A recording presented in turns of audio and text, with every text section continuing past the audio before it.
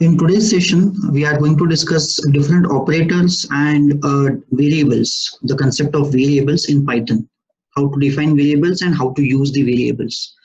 In case of operators, as you can see the list on the screen, we have different types of operators which are available in Python, like arithmetic operators, comparison operators, assignment operators, logical operators, bitwise operators, and a lot of other operators.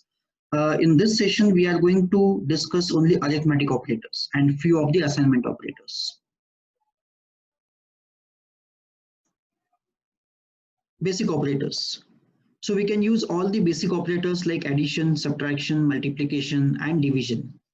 So if you can look at the screenshot of the code, the first operation is addition operation. This will print 4. If you look at the output, it is printing 4. The second is multiplication. So 5 into 2 is 10. So star is for multiplication. Minus is subtraction. 10 minus 5 is 5. Now, in case of division, we have two types of division operators. If you look at this printf, this is normal division, which gives the fractional value. And second one is with double slash, it is called as integer division. This is called as integer division. This will only give the integer quotient, not the fractional part. So if you look at the output of printf 5/2, normal division, it is giving 2.5 as the answer. And in case of print 5/2, which is integer division, it is not printing 0.5, which is the fractional part. It is only printing 2, which is the integer quotient. Then next operator is star star. This is exponential. So 4 to the power of 3. So 4s/3 is 64. So this is the power operation. And next is percent, which gives the remainder. So if I divide 5 by 2, 2 2s are 4, remainder is 1. So these are the basic operators which we can use in Python. The only difference or rather the only new addition is integer division. So you have to remember the difference between slash and double slash, normal division and integer division. So as we have discussed, integer division, look at the different results. So print 10/3. Now in this case, it is integer division of 10 and 3. So 3 3s are 9, it will give answer as 3. But one of the operands, if I put one of the operands as a float value, either 10 as 10.0 or 3 as 3.0. So one of the operand is float. So in case of integer and float, float is a bigger data type than integer. Float is a superior data type than integer. So what it will do is, in case of print or in case of any operation, always the result of the expression is converted to the superior data type. Always the result of the expression is converted to the superior data type. So in this case, one of the operands is float. So you can see the remaining 3 outputs are float outputs, 3.0.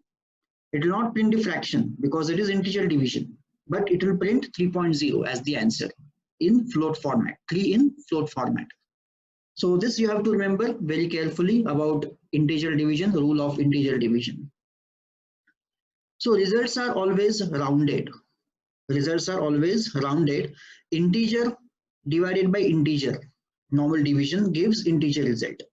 Integer and float division gives the float result, which we have discussed. Rounding always goes to the lesser integer. Now if you look at this output, print 6 integer division 4. Or 6/4. So 4 ones are 4. So 1 is the answer, no problem. But now in case of second print, one of the operand is float. So the answer will be converted to the float. So 6 divided by 4.0 or minus 4.0, it will give -2, minus 2.0. Again 6.0 / -4, it will give -2.0. So there is no problem. But now look at the fourth option. The fourth option is 6.0 / 4.0. So 6 divided by 4 is 4 ones are 4. Now the important question is why the answer for second and third print is -2 and the answer for fourth print is 1. The reason behind this is if I divide 6 by -4, actually the result with single slash will be -1.5. Correct? The result with single slash will be minus 1.5. And what is the rule? Rounding always goes to the lesser integer. So in case of negative numbers, for minus 1.5, the lesser closest integer is minus 2. Similarly, for 6.0, double slash minus 4, if I use single slash, the actual value will be minus 1.5 again. The closest lesser integer is minus 2. Correct? But in case of normal division, like 6.0 double slash 4.0, both are positive. If I use single slash, the answer will be 1.5. In case of positive 1.5, the lesser integer 1.5, the lesser integer is 1, not 2. So on negative side, you'll get minus 2.0. On positive side, you'll get 1.0. So these are some minute details about integer division, and it's a new operator which is not generally available in all the programming languages. So you have to do a lot of practice for understanding the operation of integer division. Operators and binding. The binding of the operators determines the order of computation in case of equal priority. So in case of equal priority means, if you can look at the code, 25%, 7%, 2. So I am trying to evaluate the value of this expression where I am having two remainder operators. So which one to be executed first? Should I execute 7% 2 first, or should I execute 25% 7 first? So that is the meaning of operators and binding. So binding of the operators determines the order of computation in case of equal priority. So in this case, I have to know the order of computation. Most of Python's operators have left-sided binding. So left-sided binding means it will start from left and it will go towards the right-hand side. So the calculation of the expression is conducted from left to right. So first 25% 7 will be calculated, and then whatever is the value percent 2 will be calculated. So in this case, 25% 7, remainder operator, 7 3s are 21, so answer is 4, and then 4% 2, 2 2s are 4, remainder is 0. Similarly, 25% 2, so remainder has to be 1, and 1% 7, again remainder has to be 1. So it is getting executed from left to right. That is called as left-sided binding. The only exception right now what we can discuss about in case of operators and binding is the exponential operator, star star. The exponential operator has right side binding or right binding. That means it will start executing from right hand side and it will go to the left hand side.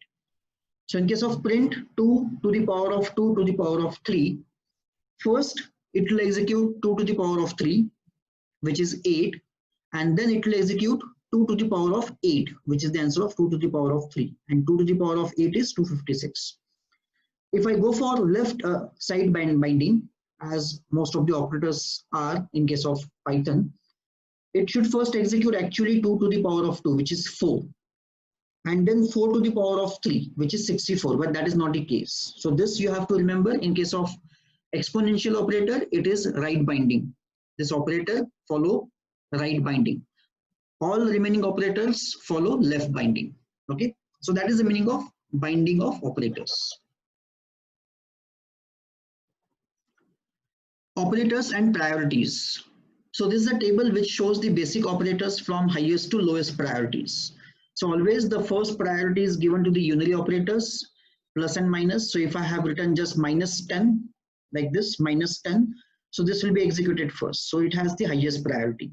After unary operators, then we have exponential operator, star star. So the next highest operator is, which will be executed in the expression, is exponential operator. After exponential operator, then we have multiplication, division, and remainder. Multiplication, division, and remainder. And then the last one is binary addition and subtraction, normal addition and subtraction. So these are the basic operators and their priorities. So if you look at the code, if I try to print the value of this expression, in this expression now you can calculate based on the priorities which have been given in this table. Try to calculate this expression, you will get the value as 49.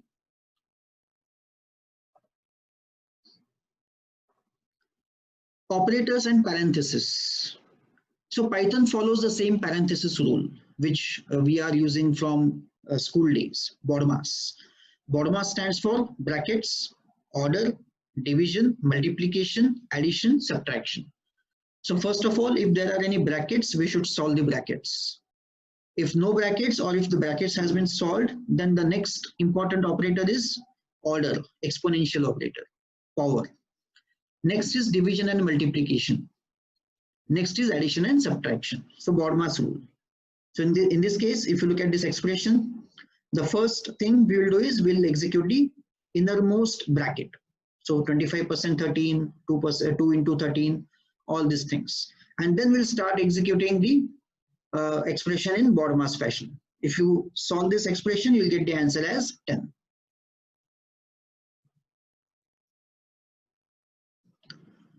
Next important concept is variables. We can store results of the operations, intermediate results, so that it can be used in other subsequent code. So variables are used to store these subsequent values, intermediate values. Every Python variable has two properties, a name and a value. So name of the variable, which is very important, and what is the value of that variable, what value it holds. Variable name can have lowercase, uppercase, and underscore character. It must begin with a letter. These are case sensitive, and the name cannot be any of the Python's reserved words or keywords. So when I say case sensitive, small a is different variable and capital A is different variable. And it should not be any of the reserved words, which I have given on the next slide. So there are some reserved words with predefined meaning, which we call it as keywords. So your variable name should not be same as the keywords. So every variable in Python has a name and a value, and then you can use that variable anywhere in your code by using that name. So these are the list of keywords. The following table shows list of keywords in Python, like false and true, as we have discussed already, which are Boolean values. So these are keywords. False, you cannot use false as a variable name. You cannot create a new variable with this name false. Likewise, we have multiple other keywords. As and when now we will start writing the scripts, you will come to know the meaning of all these keywords. Right now we are aware of false and we are aware of true. So these two keywords we are aware of.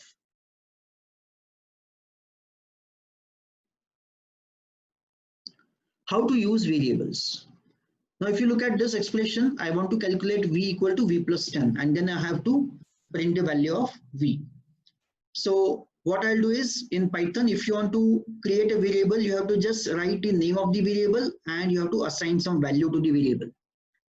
Just like other programming languages, you don't have to define the type of the variable. That first define the variable of type integer or float or string and then assign the variable values. No. In Python, you can directly start using the variables by assigning the value of a specific type.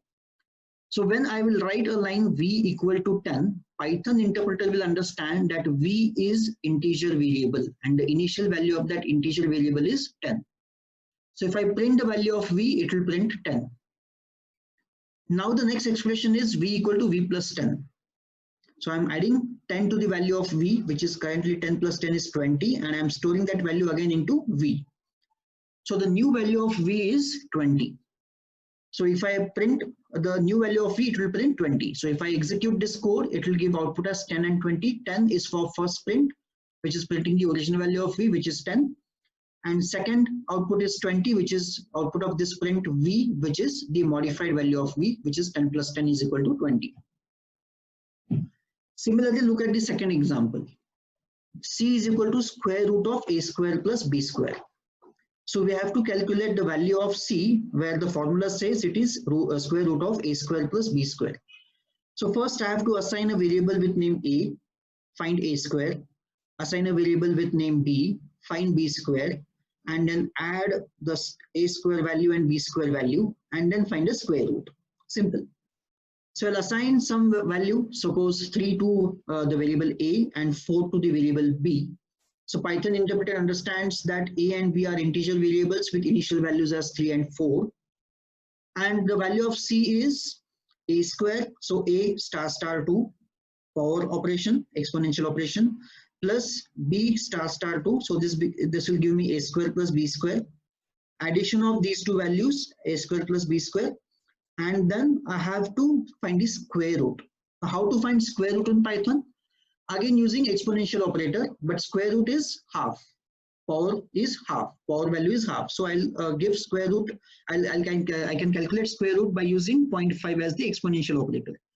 So a square plus b square bracket star star 0.5. This will calculate the square root of the a square plus b square. And then I'll print the value of c. So it will calculate 3 star plus 4 star, which is 9 plus 16, which is 25. 25 star star 0.5, that means square root of 25, which will give me value as 5. So if I print c, it will print 5. So this is how you can start using variables now. Shortcut operators. Many times you will find expressions like variable is equal to same variable, some operation and some expression. So you can write these kind of expressions in a different format, in a shortcut way, in a shortcut format as variable operation equal to expression. So I'll give one example. Suppose the initial value of variable I is equal to 1. So it is an integer variable. Now I want to add 2 to the value of I. So I'll write expression as I equal to I plus 2. So what I am doing is I am changing the value of I itself and storing the new value into I itself. So instead of writing I multiple times, we can replace this statement as I plus equal to 2. Variable operation equal to expression. So I plus equal to 2. So we will solve and we will use multiple types of shortcut operators when we will start writing the scripts. So this is one of the examples of shortcut operators with assignment operator as addition. Then if I print value of I, in both cases it will print value as 3. In both cases it will print value as 3. So this is addition shortcut operator. This is addition shortcut operator.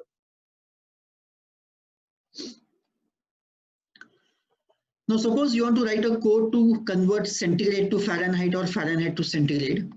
So as we are aware of the formula, I have given the formula also, how to convert centigrade to Fahrenheit or Fahrenheit to centigrade. So we have to consider some basic value of C, which we have to convert to Fahrenheit. Suppose it is 21. So I'll use the formula. So F is equal to C into 9 by 5 bracket plus 32. And if I print the value of F, it will print the value as 69.8. So 21 degrees centigrade is 69.8 degrees Fahrenheit. Similarly, in reverse way, if you want to convert Fahrenheit into centigrade, suppose the initial value of F is 21, which is 21 Fahrenheit. So I'll again use the formula for calculating centigrades from Fahrenheit. C is equal to into bracket F minus 32 into 5 divided by 9. If I print the value of C, it will give minus 6.11. So you can start. You can now start writing simple codes, simple scripts, short scripts to convert one unit into another unit.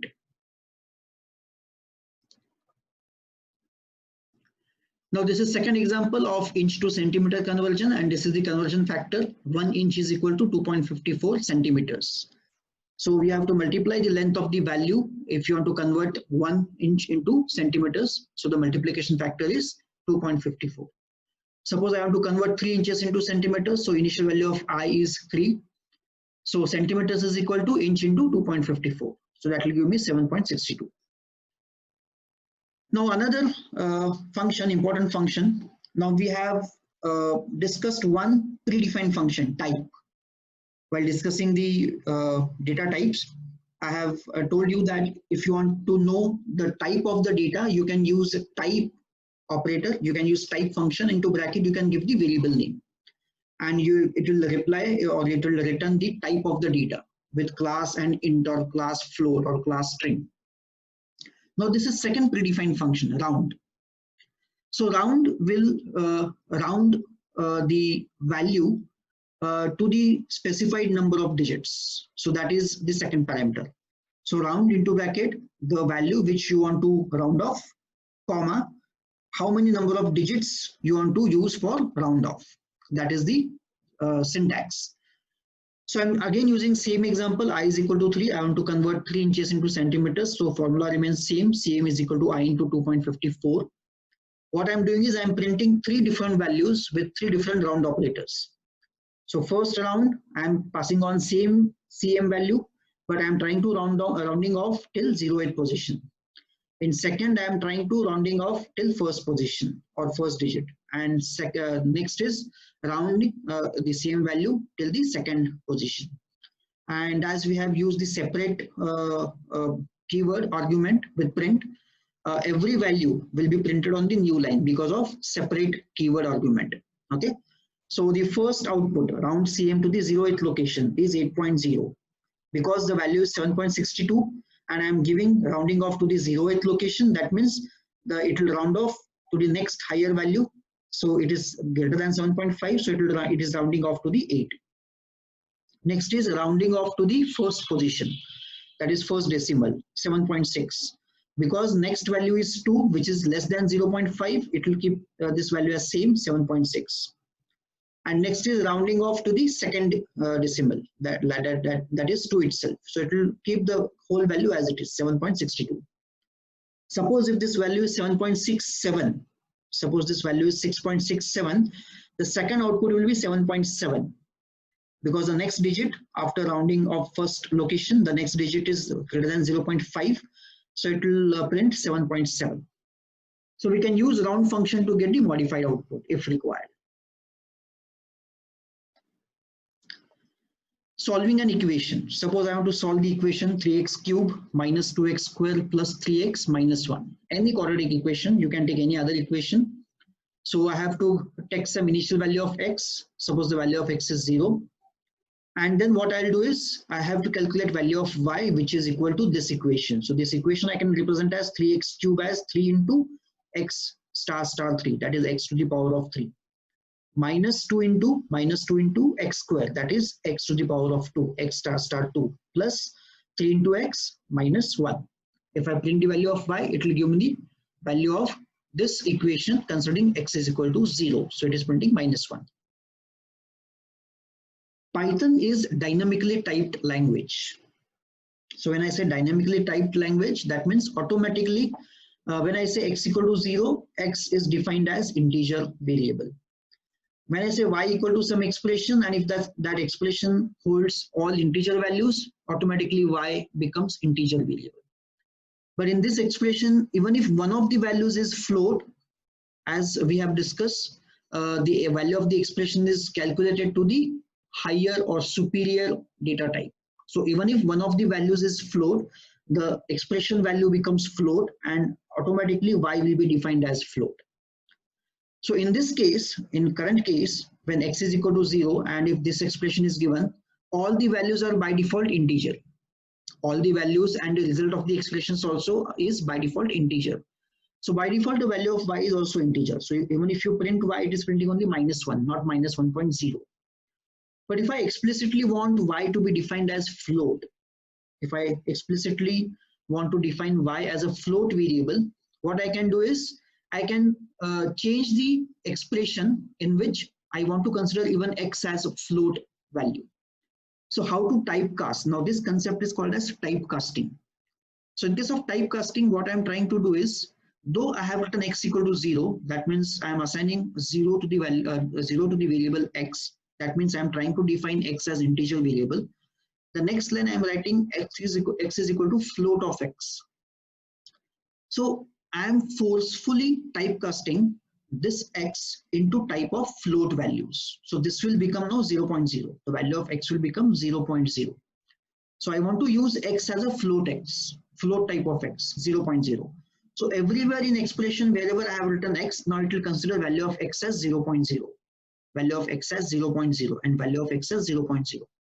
Now because the value of expression is float, even the value of y will be defined as float and y will become a float variable. Now in this case, if I print value of y, it is printing minus 1.0. So I have not changed any data type for y explicitly. The expression and the print y statement remains same in first and second example. The only change is in first example, x is integer, in second example, x is float. Automatically, because of this, y in first case is integer and y in second case is float.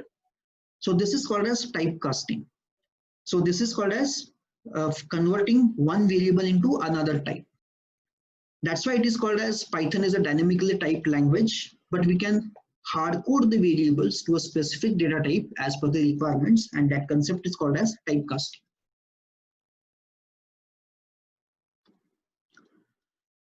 Comments in Python.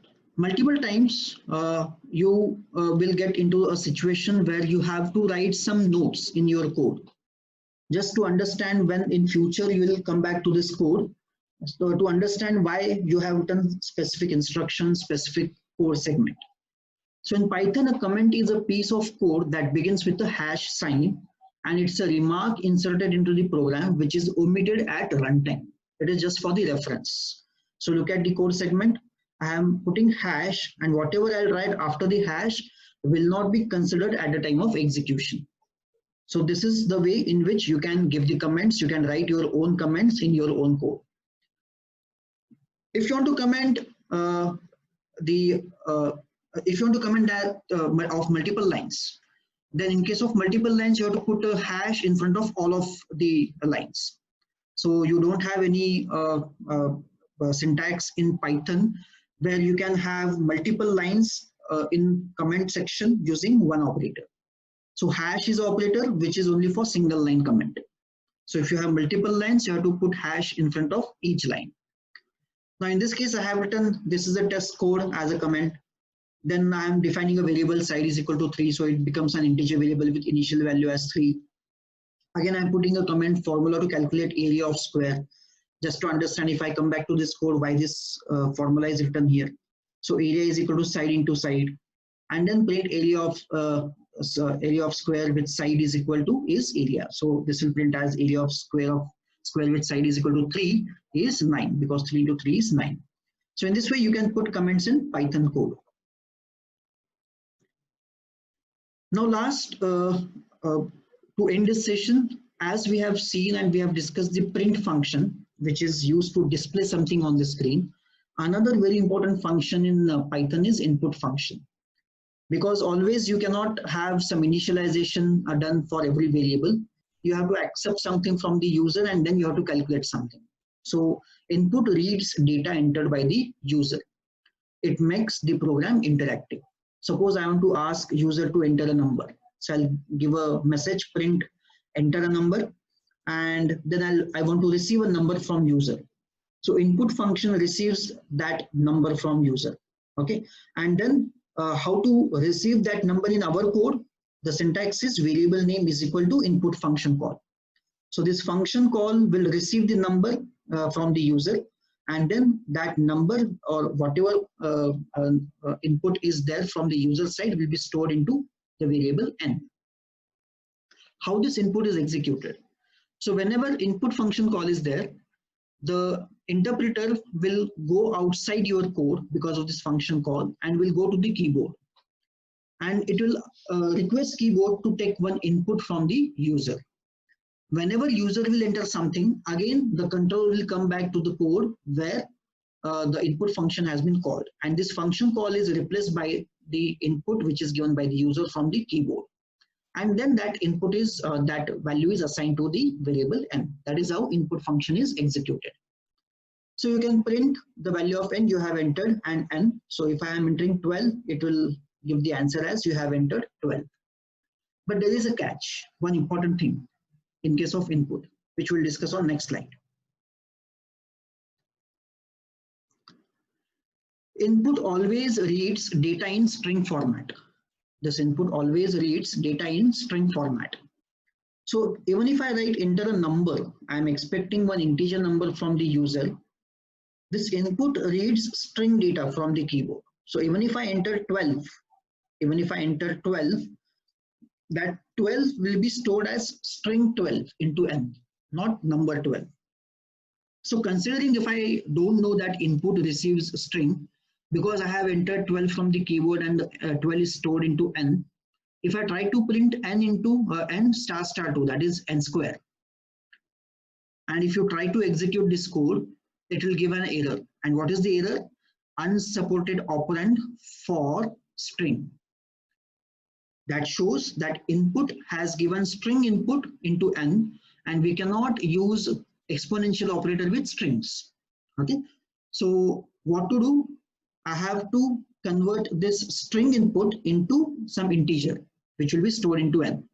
So again, as we have discussed, we can typecast the input string into integer. So how to do that? I'll say int into bracket, I'll call input function. So first input function will be executed. It will go to the keyboard. It will read the numbers. Suppose numbers are 12. It will come back to the code, that is string 12, which will be converted into integer as digits 1 and 2. So integer 12 will be stored into n, and then it will execute the remaining code. So in this code, if I put 2 as input, square of 2, it will give as 4. Now it will not give any error because now n is not string, n is integer. So input always reads data in string format. We can hardcode the input type using the typecasting functions like int or float. So that's it from my side for session number 3, where we have discussed arithmetic operators, priorities and binding, parenthesis using BODMAS rule, how to define variables, how to use variables, round function, dynamic typed and hard coding of multiple types using typecasting, how to put comments in Python, and input function.